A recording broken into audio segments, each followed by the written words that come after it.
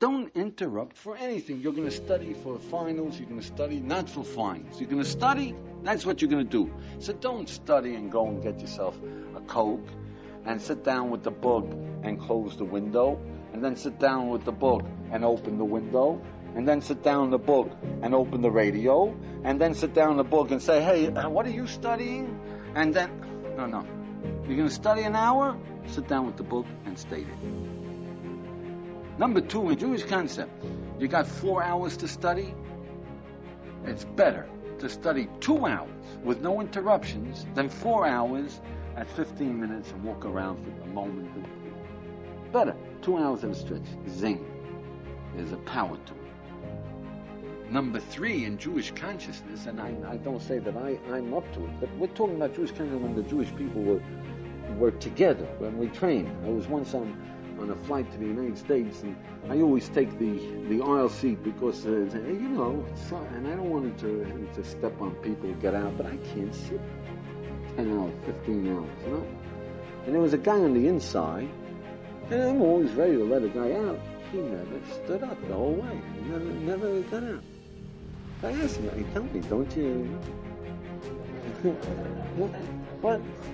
He says, listen, he says, when I was a kid, he grew up in Hungary.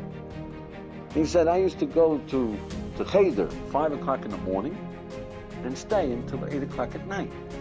And we weren't allowed to move a hand. You're there, fully there.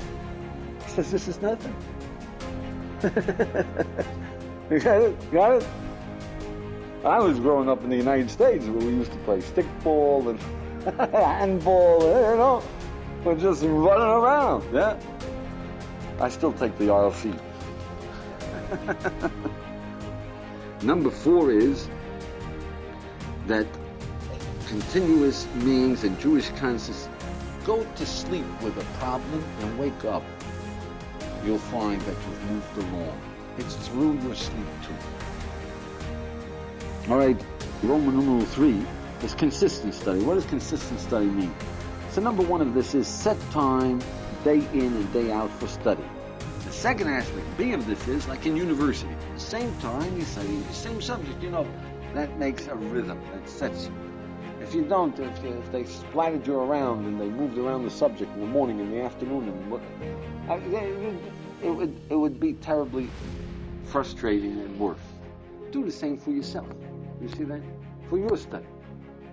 Number 2 is that you should use natural and reasonable rhythm to fortify your studies. So in Jewish consciousness, when you wake up in the morning, you know what you study? The first thing a Jew says, do you know what the first thing a Jew says is? Thank God I'm alive. You're not into thanking God? Says it's great to be alive. What's great about it? Get up on the right side of the bed, not the left side of the bed. Yeah? Before you go home, after you go to work, before you go home, before you see your wife and your kids, yeah, you know what you should be thinking? What should you be thinking? Come on, you know what you should be thinking. Remember how you loved her before you got married. Yeah? That's the way you should walk through that door. Not I'm tired today. That's the wrong set.